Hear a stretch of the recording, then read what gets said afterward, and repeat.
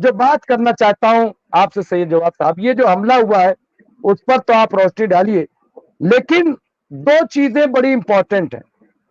एक तो जो ब्रिक्स में ब्रिक्स की जो मीटिंग हुई और ब्रिक्स में मीटिंग के दौरान रजब तैयब अर्दगान वो इस मीटिंग में मौजूद थे और इसी दौरान टर्की पे अटैक होता है, इसी दौरान।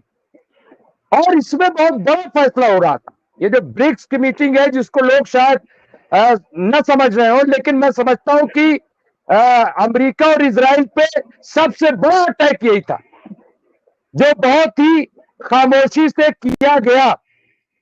और एक करेंसी भी, ये कोई मामूली मीटिंग नहीं थी, मैं दिखा रहा हूं आपको। ये जो मीटिंग है इसमें नरेंद्र मोदी जी भी नजर आ रहे हैं, आप देखिए। तो ये गैर मामूली मीटिंग थे, मैं आपको बता रहा हूं। इसमें आप देखिए कि कैसे कैसे चेहरे जो हैं वो इसमें शामिल हैं, और इसलिए इस मीटिंग की बड़ी अहमियत थी। और दूसरी जो बहुत बड़ी बात मैं बताने जा रहा हूं वो है ये एक करेंसी जो सामने, उसका एक चेहरा करेंसी सामने आई है। इसमें ताजमहल आप देखिए, भारत शामिल है और कई मुल्क जो है उसमें शामिल है।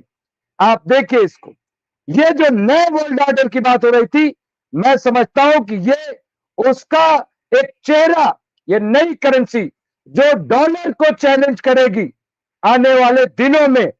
और अगर ऐसा हुआ तो मैं समझता हूं कि नया वर्ल्ड ऑर्डर भी बनेगा और नई करेंसी के साथ डॉलर का स्वाहा भी हो जाएगा। ये चीज तो ये मैं जवाद साहब से बात करूंगा। जवाद साहब कैसे देखते, पहले तो थोड़ी अपडेट्स मैं आपसे जरूर लेता हूं जब आप आते हैं, क्योंकि आपके अपडेट्स थोड़ा से एक मुख्तलिफ, और उसके बाद हमला और हमले के बाद ये पूरी जो है वो।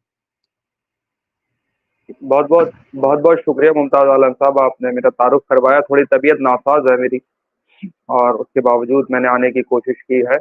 देखिए, जो आपने करंट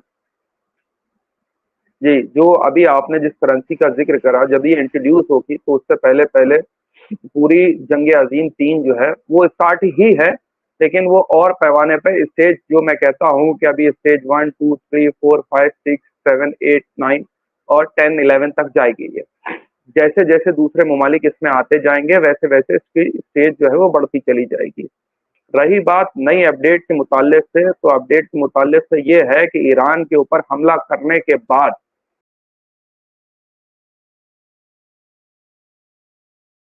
पूरे हमले को जो है वो अपने डिफेंस सिस्टम से रोक दिया है, और वो डिफेंस सिस्टम जो है S-400 जो रूस का है उससे रोका गया।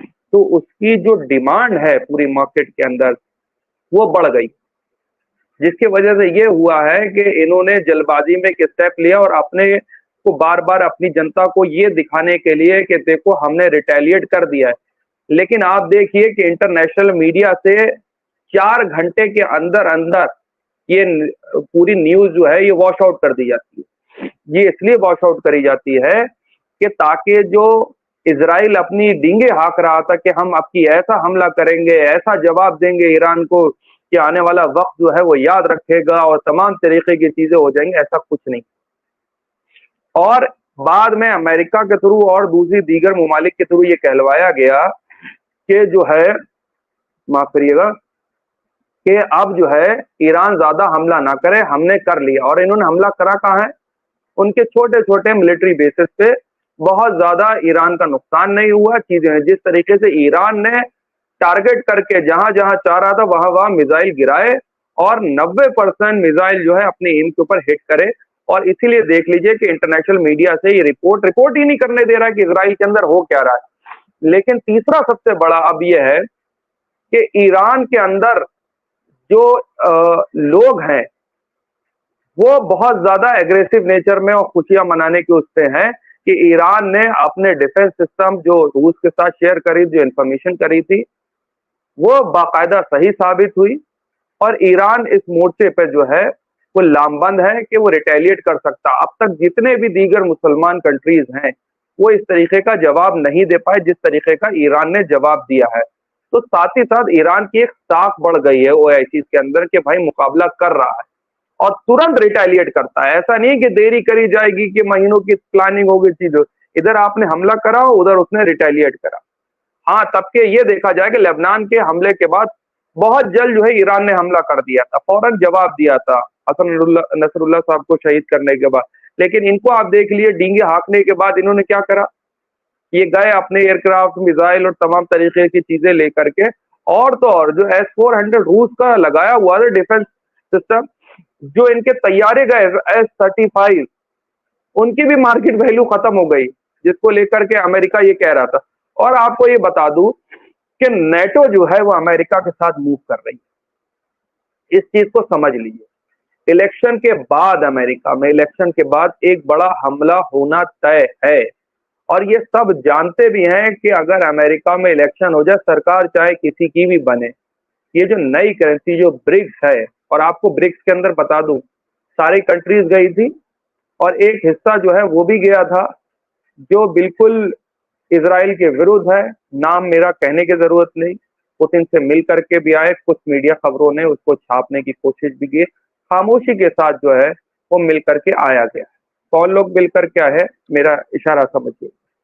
चौथी सबसे बड़ी अपडेट ये है कि अब सबसे बड़ा अगर हमला आप देख रहे हैं तो अब वो इजराइल के अंदर लोगों ने ही करना चालू करा।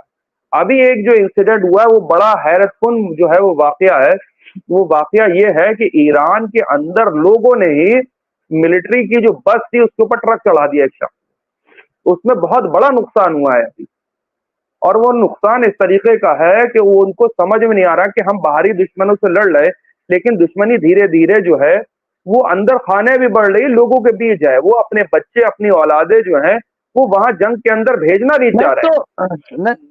नहीं तो जवाब साहब एक चीज क्लियर कर दीजिए, इसको वहां की पुलिस ने बताया है कि ये आतंकवादी हमला है, क्या वाकई जानबूझ करके ये हुआ? अच्छा, वो इलाका जो है बहुत सेंसिटिव है, वहां बताया गया है कि ये जहाँ पे हादसा हुआ है, जहाँ 40 लोग जख्मी हुए, जी, 6 बहुत शदीद जो है बहुत उनकी हालत गंभीर है, और ये इजरायली खुफिया एजेंसी मोसाद का हेडक्वार्टर है यहाँ पास। यहाँ पर IDF की कई जो खुफिया एजेंसियां हैं उनके यहाँ पे अड्डे हैं।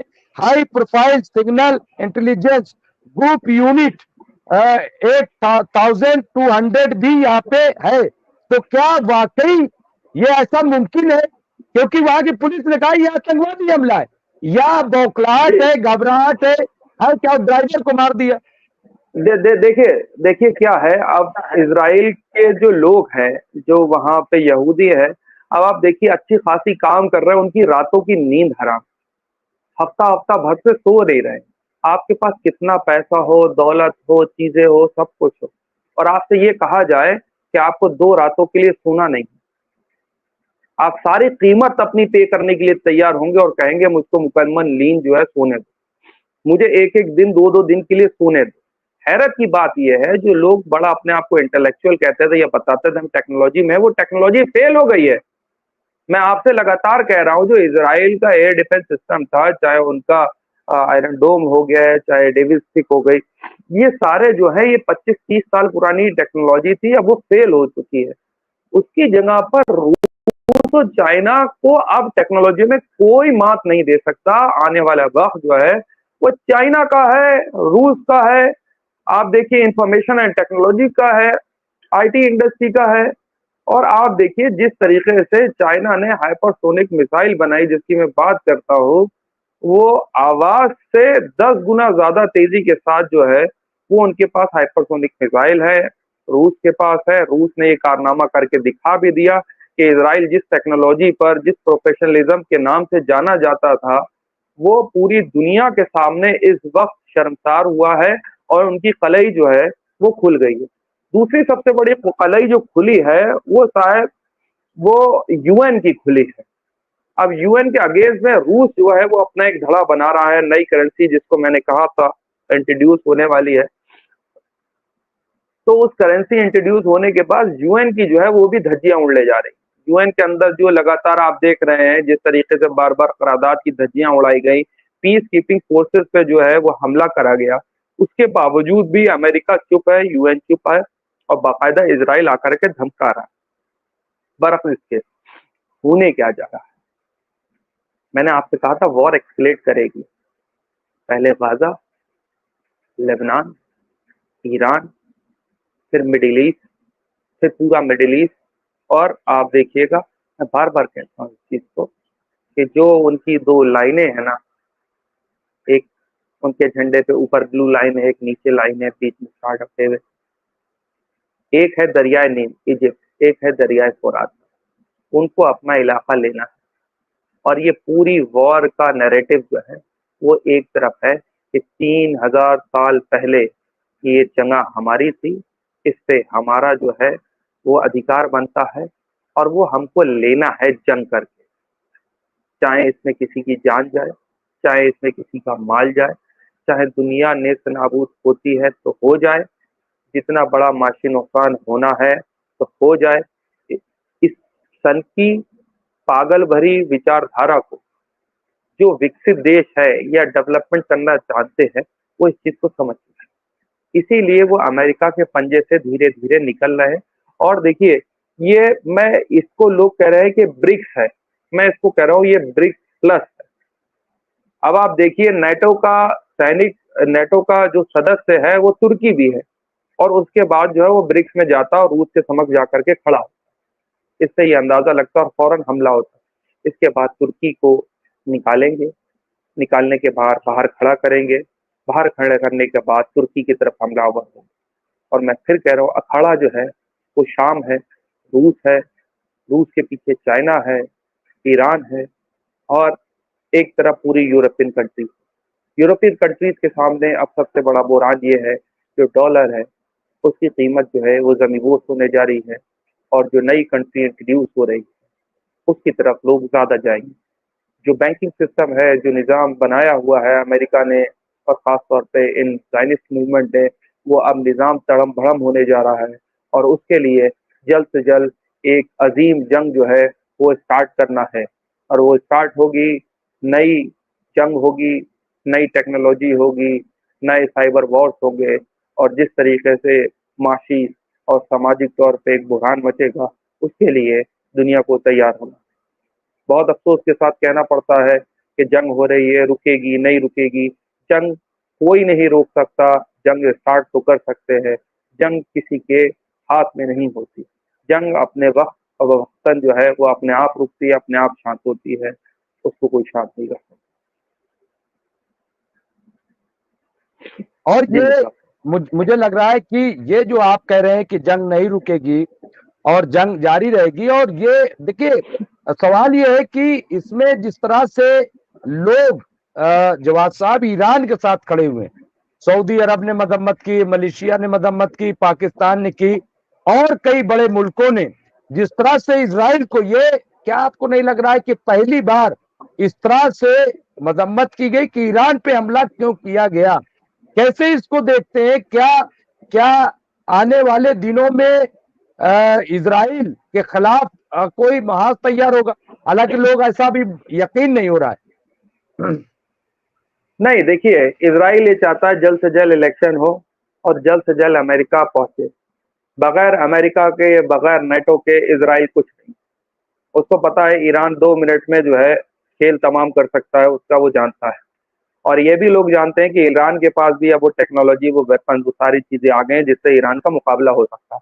और ये मुकाबला, ये टेस्ट करके जो है वो देख लिया इजराइल ने। क्या कहा इसके बाद इजरायली डिफेंस मिनिस्टर ने, और इजराइल के जो उनके वो है chief of the army staff, कि हमने अपना बदला ले लिया है, और अब ये है कि ईरान अब इस जंग को आगे मजीद और ना बढ़ाए। उन्होंने देख लिया कि जो उनके पास टेक्नोलॉजी है, जो इन्होंने टारगेट करे थे, जो इन्होंने टारगेट पे एम्स लिए थे, वो तो ईरानी एयर डिफेंस सिस्टम ने, जो रूसी है जिसको मैं कहता हूँ S-400 के आसपास, वो तो उसने तो खेल ही पूरा जो है वो बिगाड़ दिया इनका।